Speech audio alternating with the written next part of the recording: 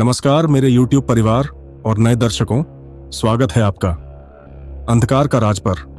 तो चलिए डर और रोमांच के इस सफर पर आपके साथ मैं अवधेश शुरू करते हैं। आज फिर से एक और खौफनाक कहानी लेकर आपके सामने उपस्थित हूं। यह कहानी एक ऐसे कबाड़ी वाले के बारे में है जो गांव-गांव घूमकर कबाड़ी का सामान लिया करता था। और एक दिन उसके साथ होता है एक ऐसा हादसा जिसके बारे में आज आपको इस कहानी में पता चलेगा। दोस्तों, कहानी शुरू करने से पहले क्या आप भी डर के शौकीन हैं? अगर हाँ, तो चैनल को सब्सक्राइब करना ना भूलें। हर वीडियो में मिलेगा आपको एक नई डरावनी कहानी। तो क्या आप तैयार हैं? तो चलिए शुरू करते हैं इस कहानी को। नाम था उसका हरिया और उम्र होगी यही कुछ 28 से 30 साल। बात भी लगभग आज से 35 से 40 साल पुरानी होगी। हरिया कबाड़ी का काम करता था और उसके परिवार में वो, उसकी बीवी लता और उसके 2 बच्चे थे। दुकान तो उसकी झोला ही थी, मतलब दुकान नहीं थी उसकी, केवल एक साइकिल थी जिस पर वह कबाड़ी का सामान लादे रहता था। वो तो केवल इस गांव से उस गांव जाकर पुराना सामान खरीदता था और उस सामान को शहर जाकर बेच देता था, जिससे उसे कुछ पैसे मिल जाते थे और उसकी आजीविका चलती थी। वो समय ऐसा था कि जब न तो बिजली की व्यवस्था थी और न ही पक्के रास्तों की। इंसानों के द्वारा बनाई गई पगडंडियों से ही लोग आया जाया करते थे। हरिया भी उन्हीं रास्तों का इस्तेमाल करता था एक जगह से दूसरी जगह जाने में। ऐसे ही एक दिन की बात है जब सुबह सुबह ही हरिया दूसरे गांव में भंगार का सामान लेने के लिए निकल गया था। आज उसका दिन अच्छा था और उसको बहुत सारा कबाड़ी का सामान मिला, तो उसने सोचा कि चलो 1-2 गांव और घूम आए तो थोड़ा और सामान मिल जाएगा। यही सब सोचकर वो दूसरे गांव भी चला गया। उसको वहां भी खूब सारा कबाड़े का सामान मिला और ऐसे करते करते उसे शाम हो गई थी। अब वो सोचने लगा कि अरे, आज तो समय का पता ही नहीं चला।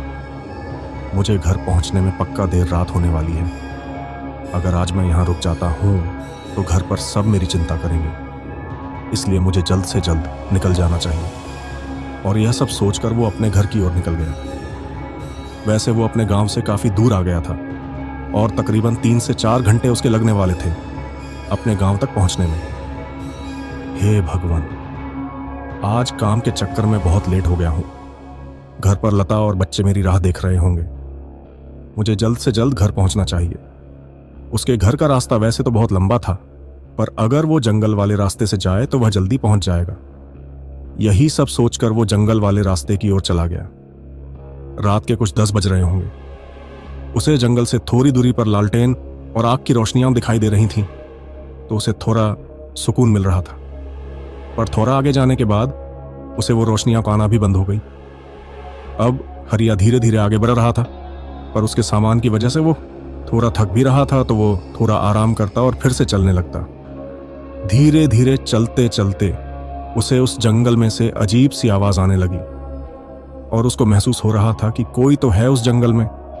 उसके अलावा जो इस तरह की आवाजें कर रहा था, उसको एक गंदी सी बदबू भी आने लगी थी। तो उसने सोचा कि शायद यह बदबू खराब पानी की होगी जो यहाँ जमा हुआ होगा, और यह अजीब सी आवाज शायद इन सामानों से आ रही होगी।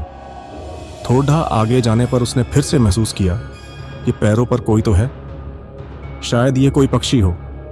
पर फिर उसने देखा कि वो जो कोई भी था वो एक पैर से कूदकर दूसरे पैर पर जा रहा था, और थोड़ी सी चांद की रोशनी में उसने देखा कि वो एक बड़े बालों वाली एक बूढ़ी औरत थी जो कि इधर से उधर कूद रही थी। ये देखकर हरिया डर गया, क्योंकि किसी भी बूढ़ी औरत का ऐसे एक पैरे से दूसरे पैरे पर कूदना बिल्कुल भी आम बात नहीं थी। हो ना हो ये एक चुड़ैल है, और यह सोचकर हरिया के पसीने छूटने लगे। पर हरिया ने अपने डर पर काबू पाया और उसने सोचा कि तेज तेज गाड़ी चलाता हूं और जल्दी से यहां से निकलता हूं ताकि इससे जान बचे। मैं तेजी से अपनी साइकिल चलाने लगा और बस इसी इंतजार में था कि कब घर पहुंचूं और इस डायन से मुझे छुटकारा मिले। अब मुझे वो डायन दिखाई नहीं दे रही थी और न ही किसी पैर के हिलने की आवाज आ रही थी। मुझे लगा कि शायद वो सब मेरा भ्रम होगा और मैं काफी थक गया हूं, तो मुझे ऐसा खाली एहसास हुआ होगा। अब मुझे थोड़ा आराम हुआ पर मैंने एक बात पर गौर किया कि मेरी साइकिल पर जो पीछे भार लदा था वो काफ़ी भारी हो गया था। अजीब बात थी कि ऐसा कैसे हो सकता था। मतलब शायद मैं थक गया हूँ तो मुझे ऐसा लग रहा होगा। तो मैंने थोड़ा रुक गया और मैंने आराम करने का सोचा। मैं आराम ही कर रहा था कि तभी मैंने अपने पीछे किसी की सांसों की आवाज़ सुनी। ऐसा लग रहा था जैसे वहाँ मेरे अलावा कोई और भी है।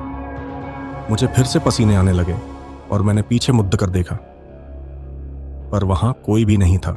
मैं काफ़ी थक गया हूँ, मुझे टॉयलेट करके निकलना चाहिए।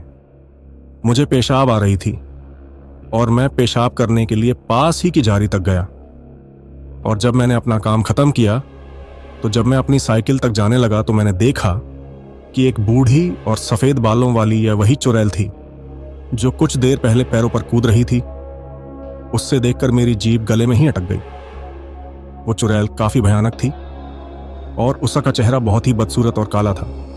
उसकी एक लंबी नाक थी और उसने काले रंग की शाल और आंच रखी थी। वो मेरी ओर देखकर हंस रही थी और अपनी जीभ मेरी तरफ करके मुझे उसके पास बुला रही थी। ये देखकर मैं समझ गया कि यह एक मांस नोचनी चुड़ैल है और आज ये मेरा भक्षण करेगी। उसने उसके हाथ में एक बड़े गंडासे को देखा और वो चुड़ैल उस गंडासे को हवा में हिलाती हुई उसके पास आने लगी। बस अब जितनी जान से हो सके मुझे भागना होगा, वरना ये चुड़ैल मुझे जिंदा खा जाएगी।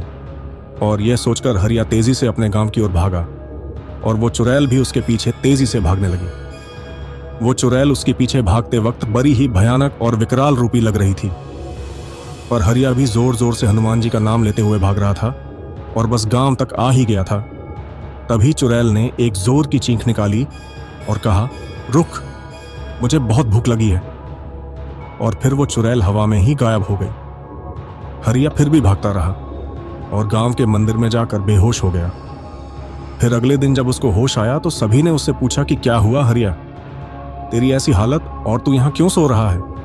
देख, पूरी रात तेरे बीवी बच्चे कितनी चिंता में थे। चल अब बता तेरे साथ क्या हुआ था। फिर हरिया ने उन्हें पूरी बात बताई तो वे सब उससे बोले, अरे तेरे दिमाग खराब था क्या जो तू उस मांसनोचनी के जंगल से गुजर कर आया? खैर, तेरे भाग्य अच्छा है जो तू बच गया, शायद तुझे भगवान ने बचा लिया।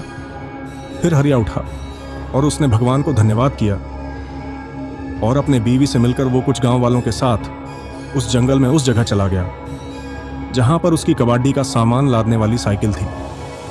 उन लोगों ने वहां जाकर देखा कि उसकी साइकिल के टुकड़े और कबाड़ी का सामान यहां वहां पड़ा हुआ था। यह उस चुड़ैल का ही काम था। हरिया उस दिन बच गया और फिर उसने गांठ बांध ली कि अब वो इस जंगल में कभी नहीं आएगा। तो दोस्तों, अगर आपको यह कहानी पसंद आई तो लाइक और सब्सक्राइब करना न भूलें। धन्यवाद दोस्तों, इस दिलचस्प यात्रा में हमारे साथ बने रहने के लिए। अगली बार फिर मिलेंगे एक नई खौफनाक कहानी के साथ।